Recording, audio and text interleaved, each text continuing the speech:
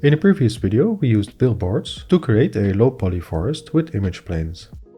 But did you know that you can take things to the next level by incorporating normal maps? These will allow your 2D trees to respond dynamically to lighting direction. Add an area light above a tree model, scale it up and give it enough power. In front orthographic view, match the camera to the viewport with Ctrl-Alt-0. Use a square scene format. Set camera to orthographic. Adjust the orthographic scale to frame the tree in the camera view. In cycles, enable transparent and render the image.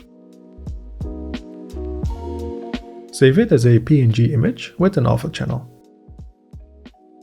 Set viewport shading to solid and turn off overlays. Turn on matcap shading, set color to object, and choose the normal colors matcap. Disable outline and any other viewport shading options. Under color management, set view transform to standard. Now render the normal map with view viewport render image. And save it. After we load these textures on a plane, when we rotate the HDRI, you can see that the shadows on the tree change.